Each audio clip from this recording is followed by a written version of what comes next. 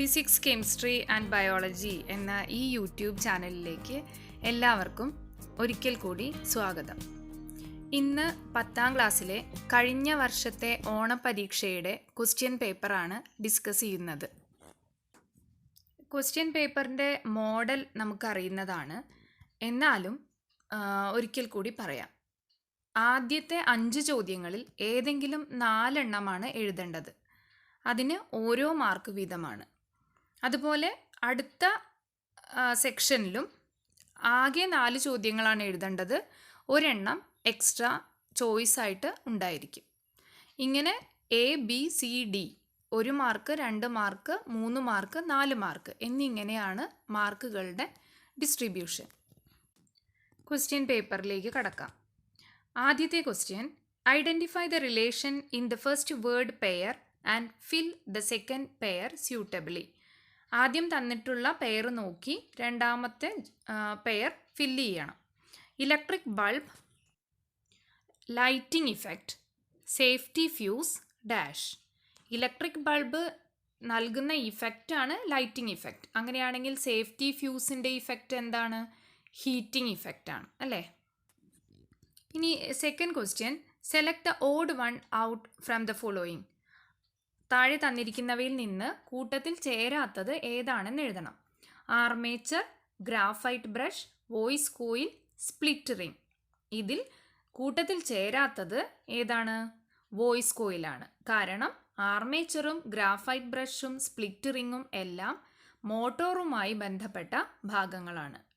അതേസമയം voice coil, moving coil loud സ്പീക്കറിൻ്റെ ഭാഗമാണ്.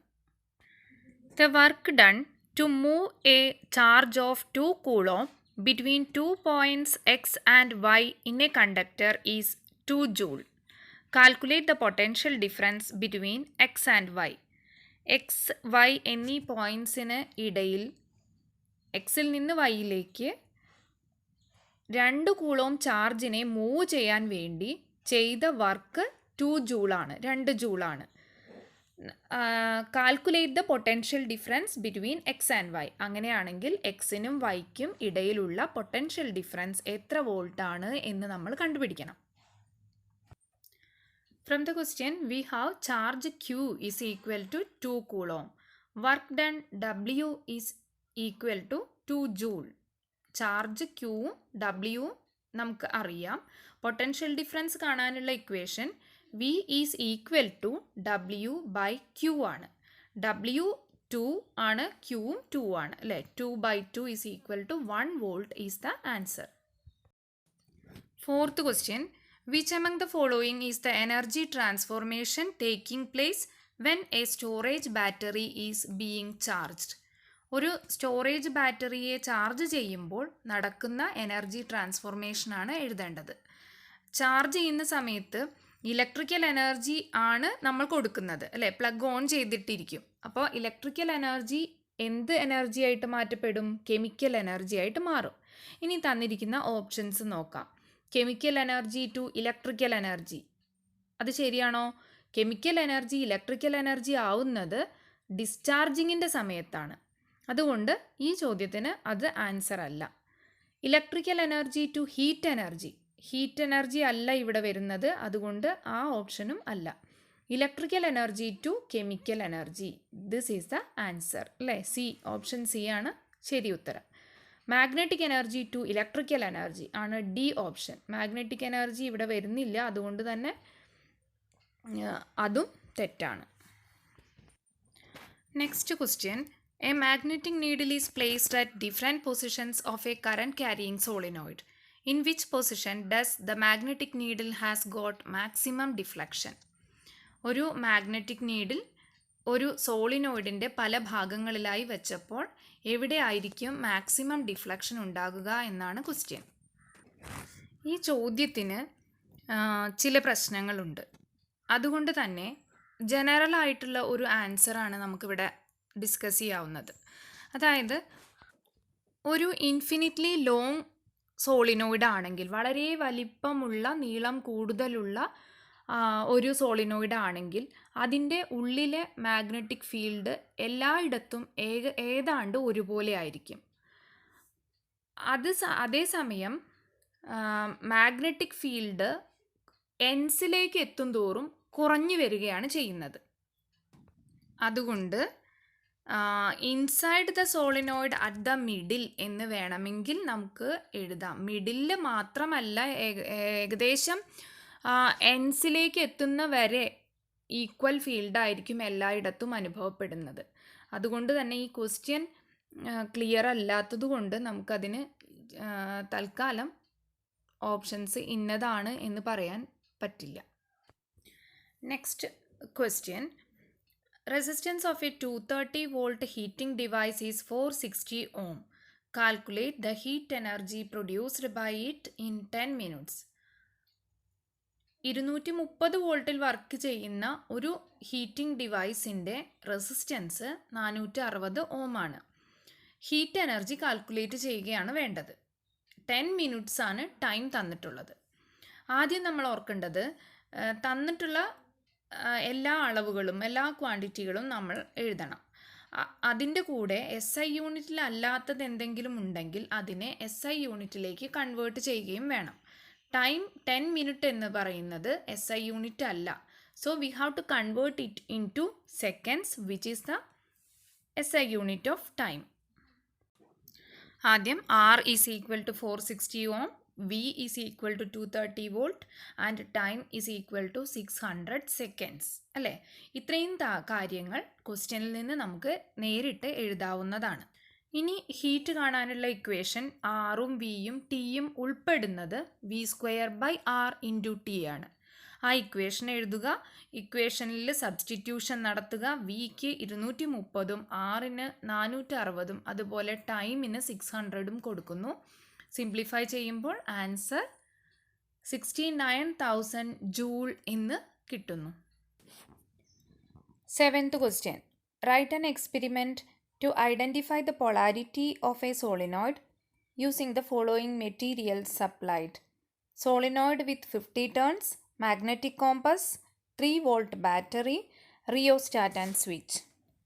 ഒരു സോളിനോയിഡ്, അതുപോലെ ഒരു magnetic compass, 3 volt battery, rheostat, switch എന്നിവ തന്നിട്ടുണ്ട്. അതുപയോഗിച്ച് ഈ സോളിനോയിഡിൻ്റെ പൊളാരിറ്റി ഐഡൻറ്റിഫൈ ചെയ്യാൻ ഒരു എക്സ്പെരിമെൻ്റ് നമ്മൾ എഴുതണം.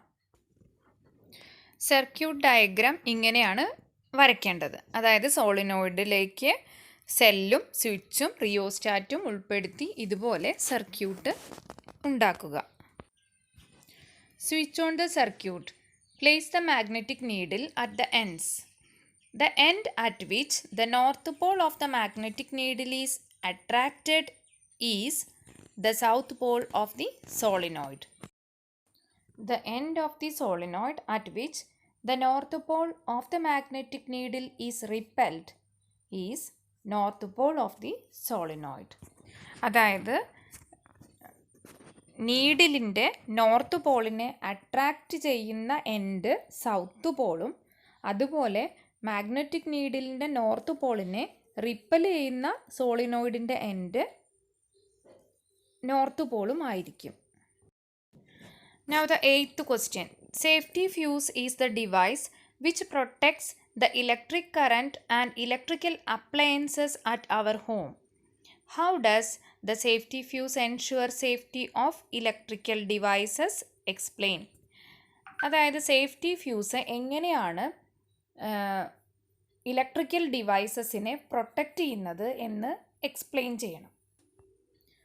നമുക്കറിയാം, ഷോർട്ട് സർക്യൂട്ടോ ഓവർലോഡിങ്ങോ ഉള്ളപ്പോൾ സർക്യൂട്ടിൽ ഉണ്ടാകുന്ന അല്ലെങ്കിൽ സർക്യൂട്ട് ഫ്യൂസ് വയറിൽ ഉണ്ടാകുന്ന ഹീറ്റിൻ്റെ അളവ് കൂടും. ഫ്യൂസ് വയറിന് മെൽറ്റിംഗ് പോയിൻ്റ് കുറവായതുകൊണ്ട് അത് പെട്ടെന്ന് തന്നെ മെൽട്ടായി സർക്യൂട്ട് ബ്രേക്ക് ചെയ്യും. When there is a short circuit or overloading in the circuit, temperature increases and fuse wire melts because the fuse wire has very low melting point, thereby breaking the circuit, thus protects our electrical devices. 9th question.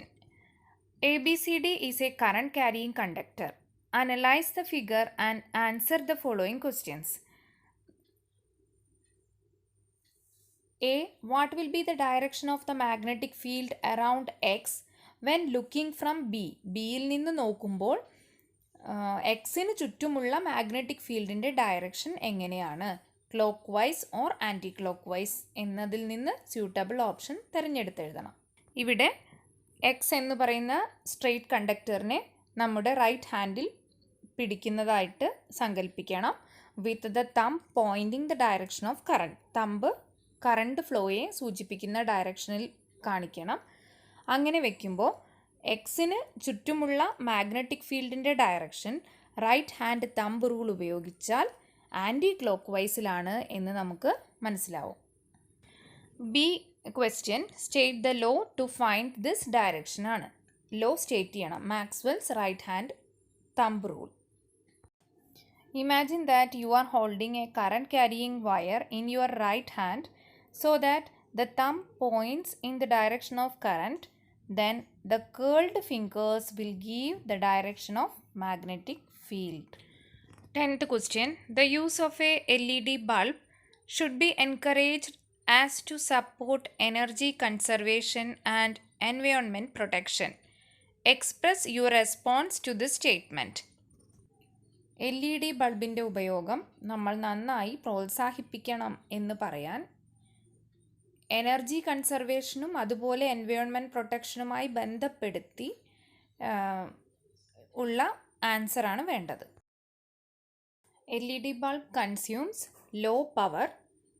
It contains no mercury and is not harmful to the environment. Mercury ഇല്ലാത്തതുകൊണ്ട് harmful അല്ല, മാത്രമല്ല low power consume ചെയ്യുന്നേ ഉള്ളൂ. No energy loss and we can repair and recycle LEDs.